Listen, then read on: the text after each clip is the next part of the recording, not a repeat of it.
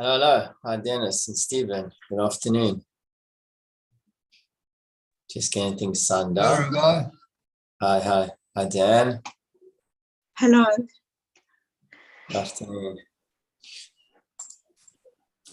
Okay, everything's set up. I'm going to share the screen and we get started in a minute.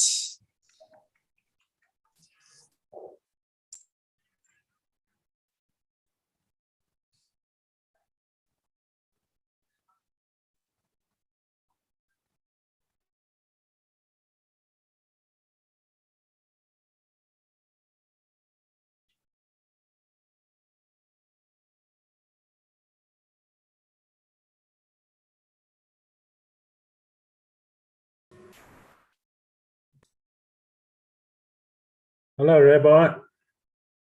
Hello, Dennis. Hello, Stephen. Hi, John. Okay, I think we're ready to get started. Just share the screen. So we're coming to the end of this particular chapter, laws of Tumat Ochlin, the impurity associated with food. It's chapter 16 and will bring us to the end of this section of halakha.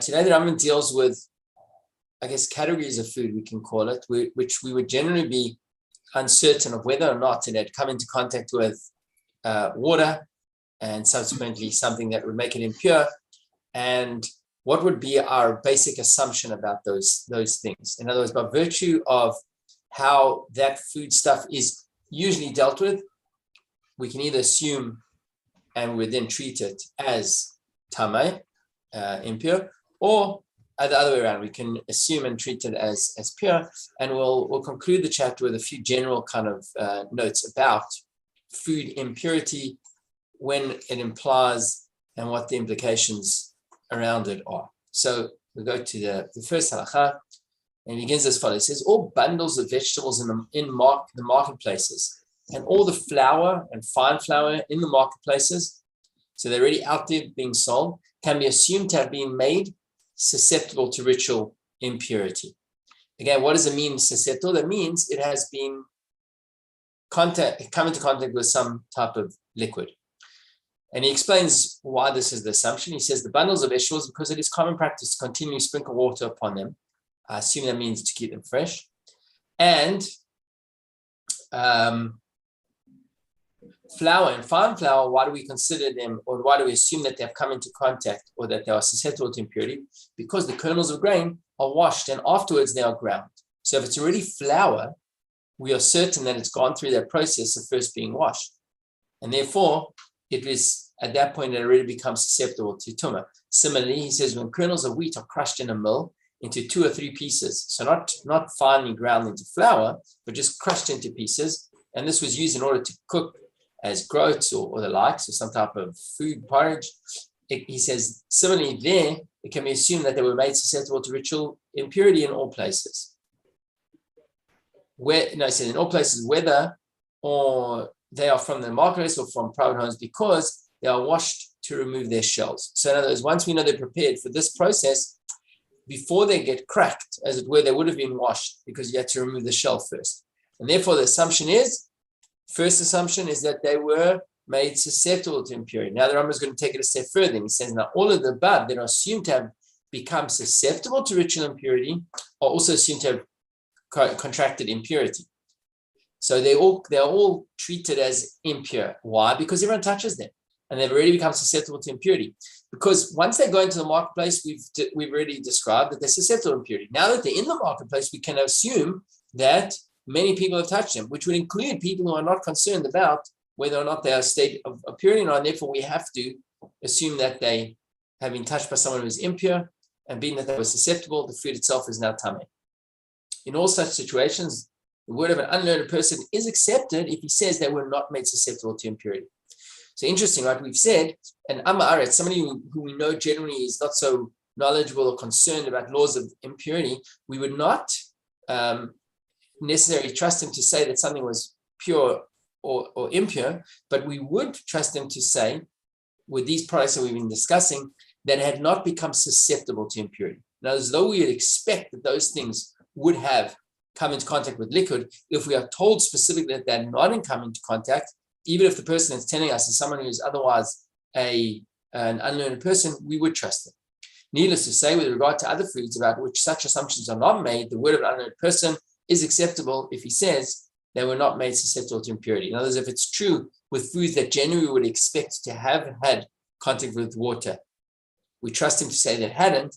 Certainly when it comes to foods that we don't generally expect to have had contact with water, if he says they haven't had that contact, we would trust such a person.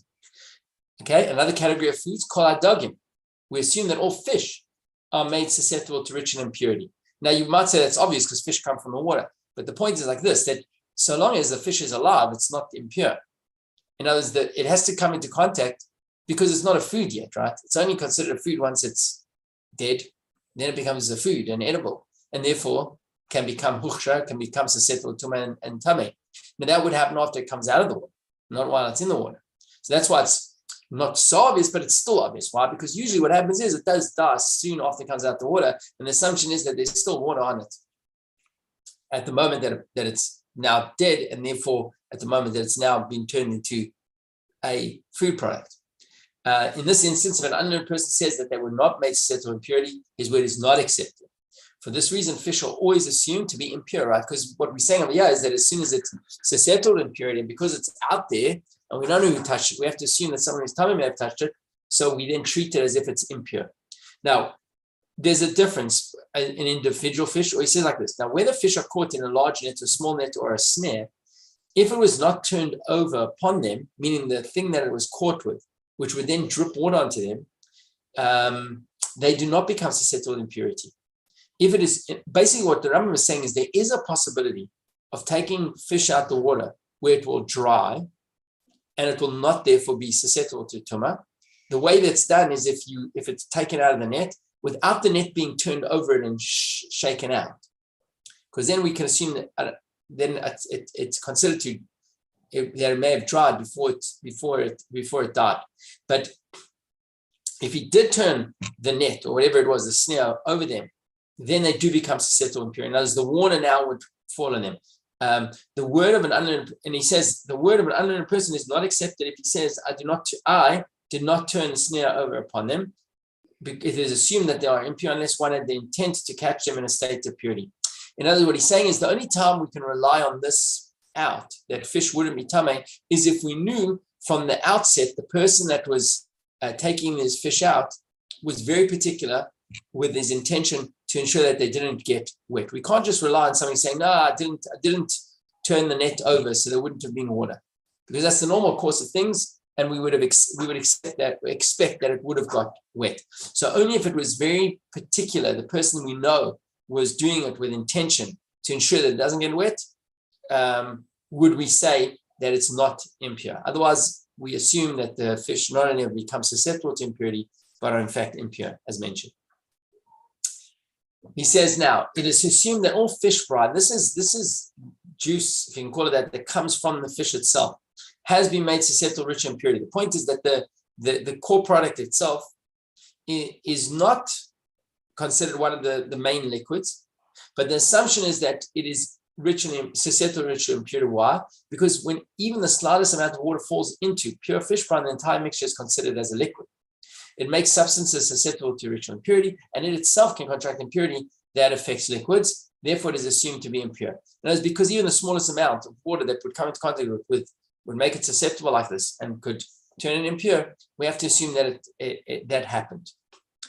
Now, if you had this fish brine and then wine, honey, or milk fell into it, the ruling is determined by the majority of the mixture. Unlike water, which I guess we assume that it's just a small amount would render it susceptible and impure. But these other liquids would have to depend on what the majority is. Similarly, if fruit juice becomes mixed with liquids that are susceptible to impurity, other than from water, the ruling is determined by the majority of the mixture. In other words, water, even the smallest amount, would make it susceptible to impurity.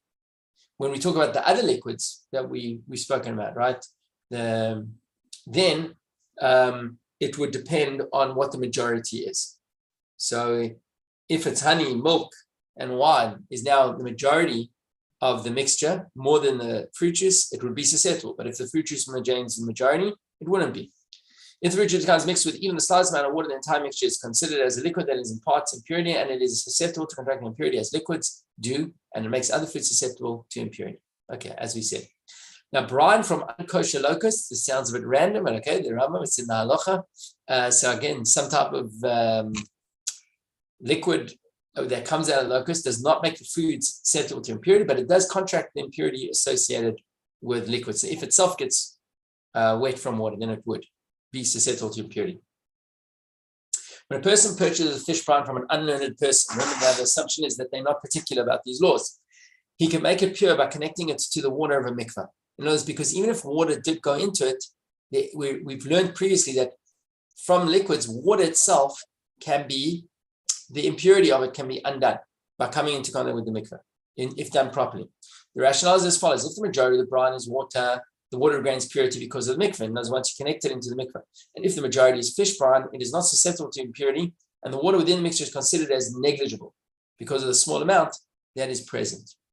When does this apply? When one seeks to dip bread in the mixture. In other words, if we're going to use that brine as a dip, if everyone seeks to cook it in a pot containing water, one type finds its fellow and becomes significant. What it means is like this: if you're now going to cook it as a liquid, or you're going to cook it in a pot, and there was a bit of water in the pot, so now it gets the water mixes with the water, and it's considered therefore a liquid and therefore susceptible to impurity. Thus, the majority of the water is impure, since the minimal amount that was in the brine was not purified in a mikveh, and it now came into contact with the liquid in a pot, and the whole thing now becomes impure. Halacha 6. So we've spoken about vegetables, we've spoken about certain grain, and we've spoken about fish, and we've spoken about fish brine, and what the assumptions are around these things, and what the out, getting out of Tumat could be. He says, aperos, fruit, is always considered as pure, meaning we don't assume necessarily that it came into contact with water or liquid to make it susceptible to Tumat, and therefore even if it was touched, it would not be tameh. So we consider it pure, even if the seller is a Gentile, unless it is known that it became susceptible to impurity through contact with water, or from the types of produce that we can assume became susceptible to impurity, meaning the vegetables and other things that we mentioned above. But otherwise, we don't just assume that they were susceptible, and therefore we consider them as pure, unless we know otherwise. Halacha 7, in all places, sumac berries, I'm not sure exactly what that is, but they can be assumed to be impure, because I think that part of their processing, they were used for certain things that would require them to initially come into contact with water. Similarly, all zucchini, squash, and other vegetables that are hung by reeds at the entrance to stores can be assumed to have been susceptible to impurity and have contracted impurity. These are type of products that someone put out their store as a sample of what they sell, and therefore in that environment, we have to assume they got wet and were touched by impurity, and therefore they would be assumed to be impure. So these are the exceptions, but otherwise, generally fruit and other produce is not automatically assumed to be impure. Halacha 8. Okay, so now he's going to more general rules about what is the significance of knowing whether or not foods are pure or impure, and so on. All that is written in the Torah and the words of Scripture concerning the laws of ritual purity and impurity apply only with regard to the sanctuary sacrifices consecrated for it, truma, and the second tithe. In other words, this whole discussion about food becoming impure, it's only relevant for those foods that are being utilized in some type of sanctified way. But the regular stuff that we're eating, we're not actually concerned about it. For individuals who are ritually impure, we're warned against entering the sanctuary or partaking of sacrificial foods, truma, or the second tithe while impure.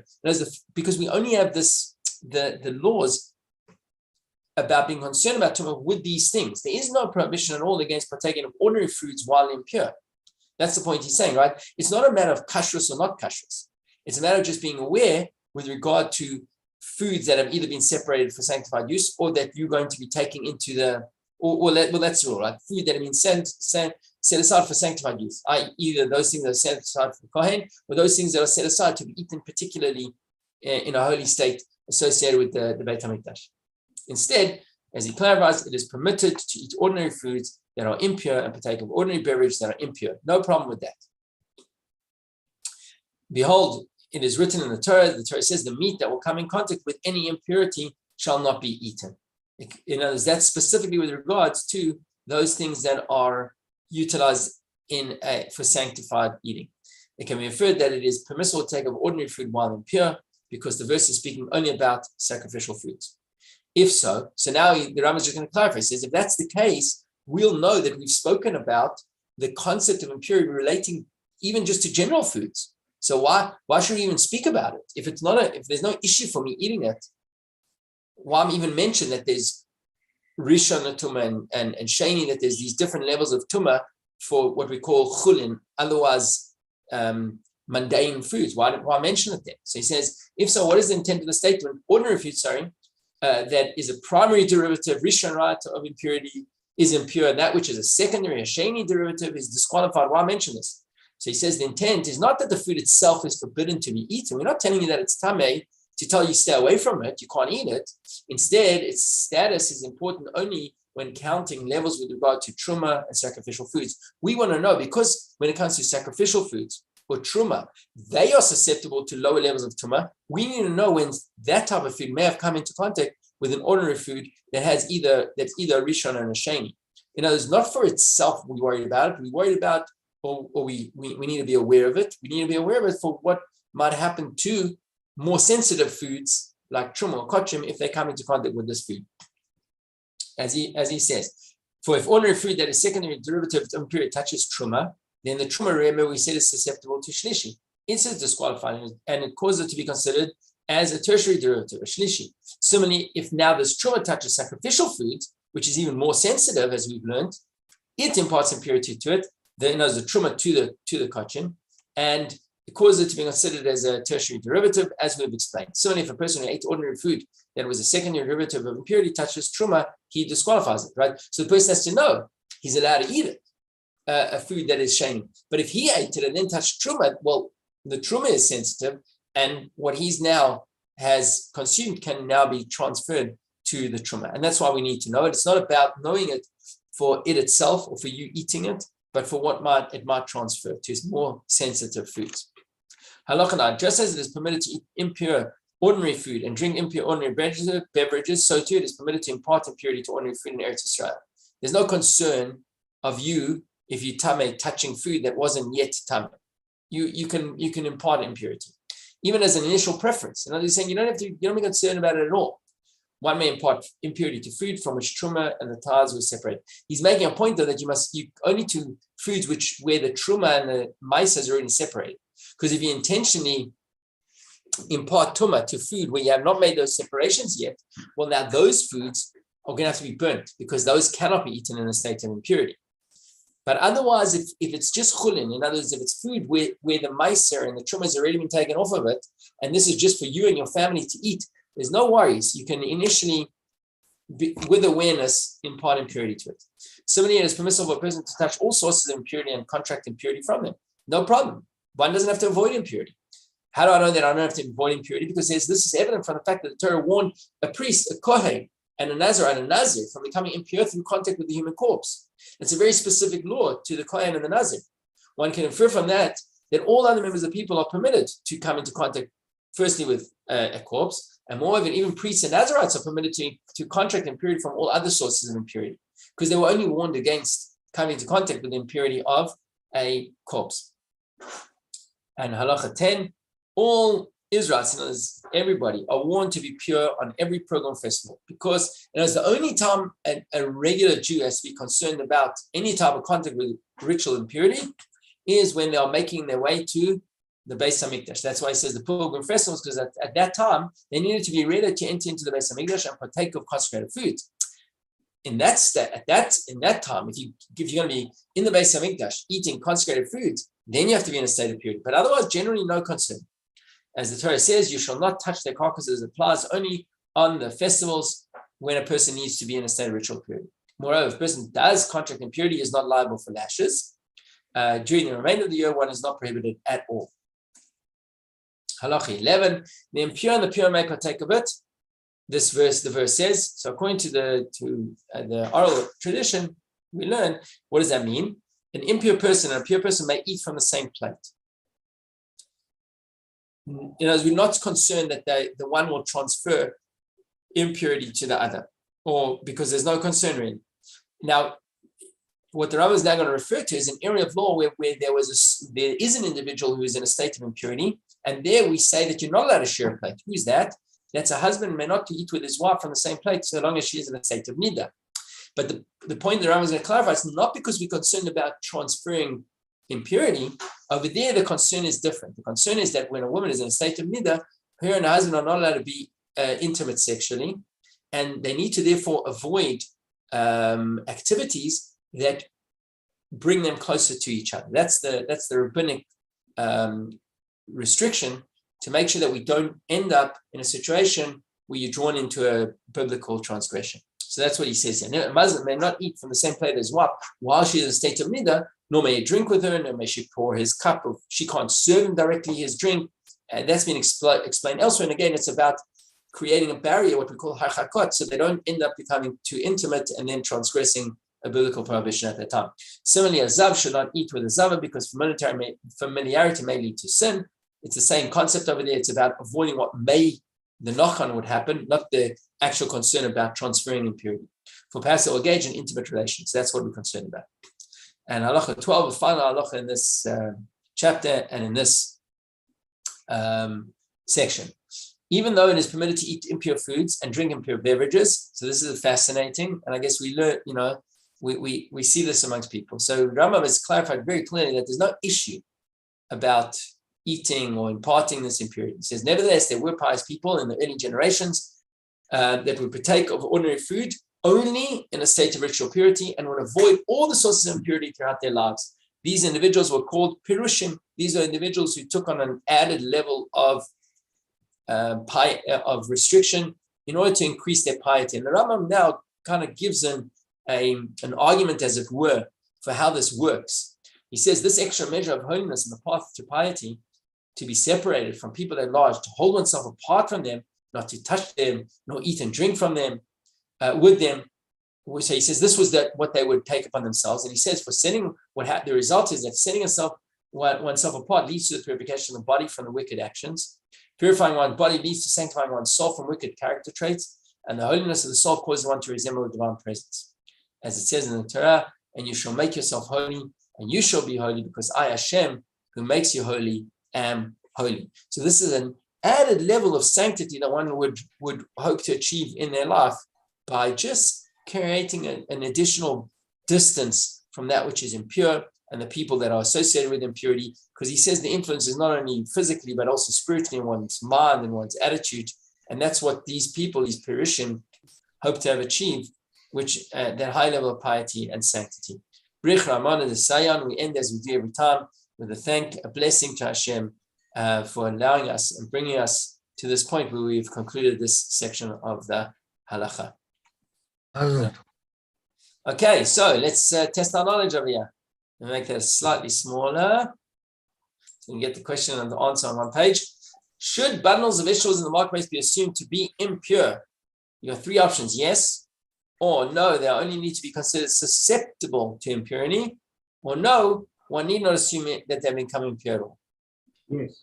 I'd say yes. Yes. It says yes. By many. Because we assume that they're susceptible, we have to also assume that someone that was impure touched them, because they're out in the open, people are touching.